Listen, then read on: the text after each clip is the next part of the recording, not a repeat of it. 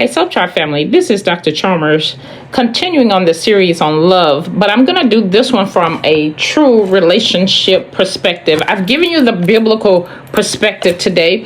Now I'm going to give you the relationship perspective. And I'm just going to do something real quick. I'm going to do 3 pros and cons of relationships. Number 1, mutual love and respect. Relationships where both people love and respect each other create a strong foundation. You feel supported, understood, and valued. Number 2, true companionship. Being with someone who is genuinely in it for the long haul and reciprocates energy fosters a sense of comfort and partnership. Number 3, sacrifice for peace. Choosing not to settle for an evil person, even if it means being alone, shows the value you place on integrity and true connection. Better to be single than to be in a harmful relationship. Now let me go to the cons. 3 cons of relationships. Number 1, much needed alone time.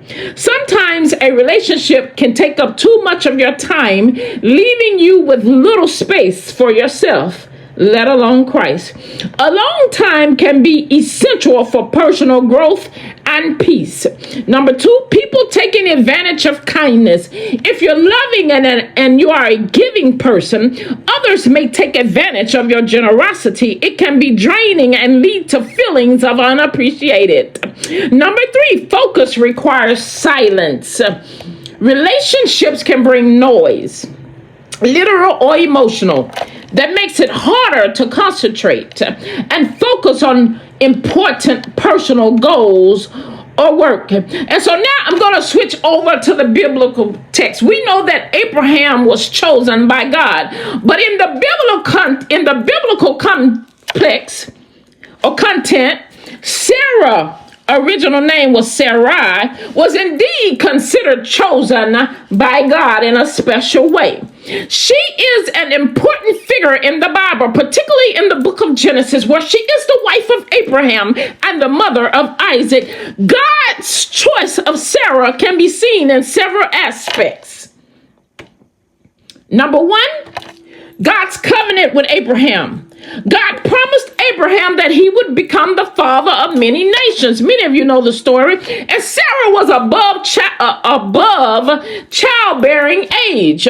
But God blessed Sarah with a son and Isaac as part of the covenant with Abraham. In Genesis 17, the miracle emphasized that Sarah was chosen for a specific purpose in God's plan. Number 2, her role in God's promise. In Genesis 18, 10 through 14, when God spoke to Abraham, he specifically promised that Sarah would bear a son. Even though Sarah herself had doubts due to her age, her story showcases God's power to make the impossible possible. In that sense, Sarah's pregnancy and Isaac's birth were divine acts of fulfillment and blessing. Number 3, Sarah's faith and obedience. Sarah's story also highlights her journey of faith. While she initially struggled with the promise of bearing a child, even laughing at the idea, she later became a model of faith and trust in God. Her eventual acceptance of God's plan and the birth of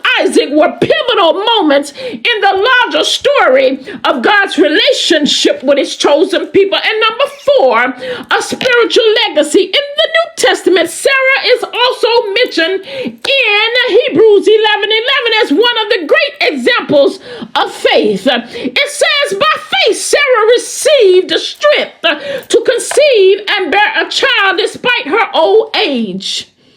How God uses people in ways that goes beyond their own abilities. And in summary, I'm closing. Yes, Sarah was chosen by God in the biblical narrative, not only to be the mother of Isaac, but also as a key figure in the unfolding of God's plan for the nation of Israel. Her story shows both the miraculous power of God and the importance of faith and obedience. Please don't forget to like, subscribe, and share. And that was my short series on relationships, the physical aspect, also with the biblical twist. And earlier, I gave the 3 biblicals about love, boundaries, relationships, and the such. Please don't forget to like, subscribe, and share.